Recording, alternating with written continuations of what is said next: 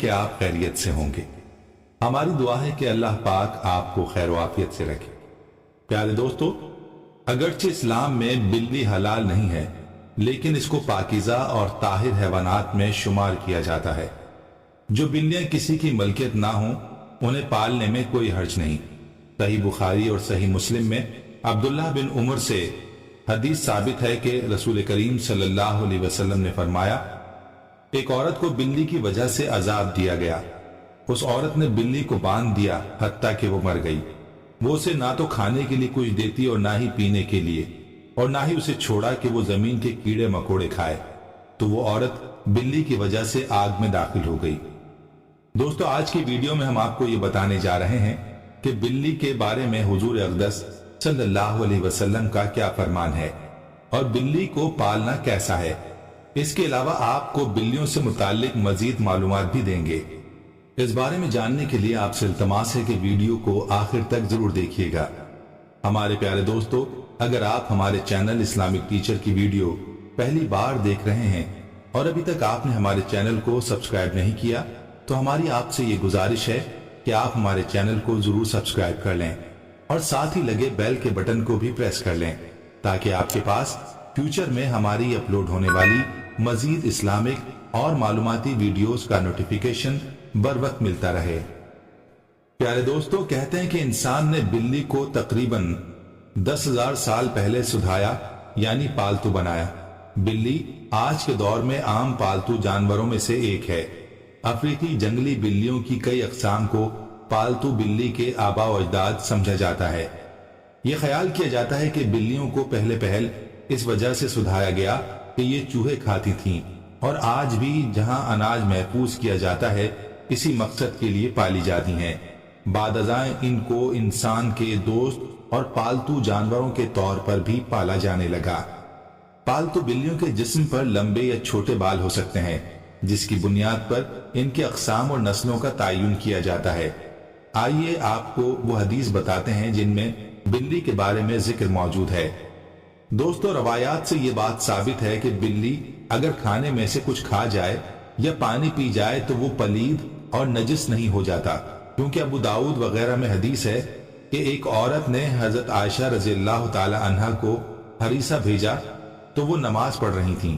انہوں نے نماز میں ہی اشارہ کیا کہ وہ اسے رکھ دے، تو بلی آئی اور آ کر اس میں سے کھا گئی۔ عائشہ رضی اللہ تعالی عنہا نے نماز کے بعد اسی جگہ سے ہریسہ کھایا جہاں سے بلی نے کھایا تھا، اور فرمایا، بلا شبہ رسول کریم صلی اللہ علیہ وسلم کا فرمان ہے، یہ بلی پلید اور نجس نہیں بلکہ یہ تو تم پر آنے جانے والیاں ہیں۔ عائشہ رضی اللہ تعالی عنہا بیان کرتی ہیں، میں نے رسول کریم صلی اللہ علیہ وسلم کو بلی کے بچے ہوئے پانی سے وضو کرتے دیکھا ہے۔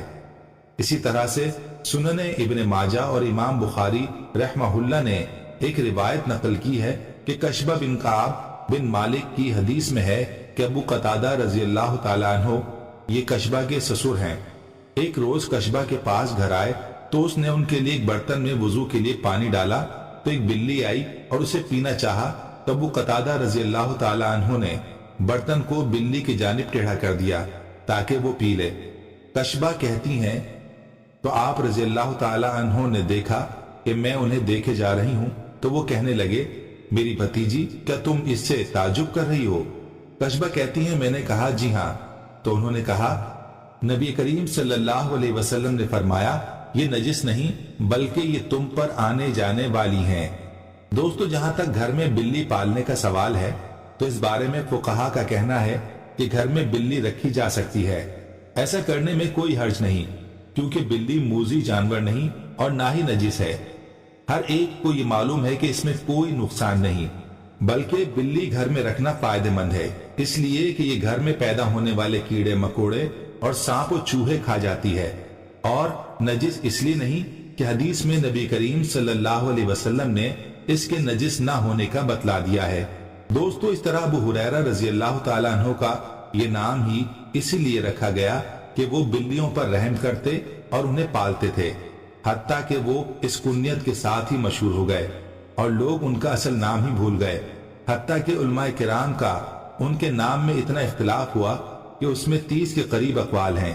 تو دوستو اگر ابو ہریرہ رضی اللہ تعالیٰ عنہ جیسے جلیل القدر صحابی رسول صلی اللہ علیہ وسلم کا بلیاں پالنا ثابت ہے اور آپ صلی اللہ علیہ وسلم نے اسے نجس نہیں کہا، تو اس سے یہ معلوم ہوا کہ گھر میں بلی پالنا جائز ہے۔ جو لوگ اس کا شوق رکھتے ہیں وہ درست ہے، لیکن یہ خیال رکھا جائے کہ جب بلی پالی جائے تو اس کی خوراک کا اور باقی ضروریات کا پورا خیال رکھا جائے اور اس کو کسی قسم کی ایذا اور تکلیف نہ دی جائے۔ دوستو آپ کو گھر میں بلی پالنے کا ایک اور فائدہ بھی بتاتے ہیں جو کہ ماہرین نے بیان کیا ہے۔ ماہرین کے مطابق بلیوں کو انسانی لمس بے حد پسند ہوتا ہے اور انسان بھی اس سے محظوظ ہوتا ہے، اس لیے چاہیے کہ پالتو بلی کو اپنے ساتھ لپٹا کر بٹھایا اور سلایا جائے۔ یہ نہ صرف آپ کی بلی کو خوش کرے گا بلکہ آپ کو ڈپریشن سے بھی نجات دلائے گا، لہٰذا آپ بلی کو اپنا ڈپریشن کم کرنے کی غرض سے بھی پال سکتے ہیں۔ آئیے اب آپ کو بلیوں کے بارے میں کچھ مفید اور مزید دلچسپ معلومات بھی بتائے دیتے ہیں جو کہ ماہرین کے تجربات کی بنیاد پر سامنے آئی ہے۔ یہ معلومات سب کے لیے دلچسپ اور حیرت انگیز ہے، لیکن خاص طور پر ان لوگوں کے لیے زیادہ مفید ہے جنہوں نے بلی پال رکھی ہے اور اس کا شوق رکھتے ہیں۔ دوستو ماہرین کے مطابق بلیوں کی اوسط عمر 13 سے 17 سال ہوتی ہے، مگر اکثر بلیاں 20 سال کی عمر تک پہنچ جاتی ہیں۔ دو بلیاں آپس میں کبھی بھی میاؤں کر کے بات نہیں کرتی، تو جب بھی آپ کی بلی میاؤں کرے جان لیں کہ وہ آپ سے مخاطب ہے۔ دوستو بلیوں کی مونچھوں کے بارے میں آپ کو کچھ دلچسپ باتیں بتاتے ہیں۔ ان کے متعلق ایک عام تاثر پایا جاتا ہے کہ ان مونچھوں کے ذریعے بلیاں اپنا توازن برقرار رکھتی ہیں، بالکل اسی طرح جیسے اکثر سینگوں والے جانوروں کے سینگوں کے متعلق یہی تاثر پایا جاتا ہے۔ تاہم ماہرین کا کہنا ہے کہ یہ تاثر سراسر غلط ہے۔ بلیوں کی مونچھوں کا اس کے جسمانی توازن کے ساتھ کوئی تعلق نہیں۔ ماہرین کا کہنا ہے کہ بلیوں کی مونچھیں دراصل ایک سینسر کا کام کرتی ہیں۔ یہ فاصلے، جگہ اور مختلف اشیاء کے سائز کا پتہ لگاتی اور بلی کو اس سے آگاہ کرتی ہیں۔ حتیٰ کہ اندھیرے میں بھی بلی اپنی مونچھوں کے ذریعے کسی بھی فاصلے یا کسی بھی چیز کے سائز کا پتہ چلا لیتی ہیں۔ رپورٹ کے مطابق بلی کی مونچھیں تنگ جگہوں، مثال کے طور پر چوہوں کے بل وغیرہ کے سوراخ کی چوڑائی کا بھی اندازہ لگاتی ہیں۔ بلی اندھیرے میں بھی اپنی مونچھوں کے ذریعے کسی بل کا پتہ چلا لیتی ہیں کہ وہ کتنا چوڑا ہے۔ اگر بلی کسی تنگ جگہ میں جانا چاہتی ہو تو یہ اس کی مونچھیں ہی ہیں جو اسے بتاتی ہیں کہ وہ اس تنگ جگہ میں جا سکتی ہے یا نہیں اور کہیں اندر پھنس تو نہیں جائے گی۔ ماہرین کے مطابق بلی کی مونچھوں کی مختلف حالتیں اس کے موڈز کے بارے میں بتاتی ہیں۔ اگر بلی کی مونچھیں پرسکون حالت میں نیچے کی طرف جھکی ہوئی ہوں تو اس کا مطلب ہے کہ بلی بھی پرسکون حالت میں ہے اور آرام کر رہی ہے۔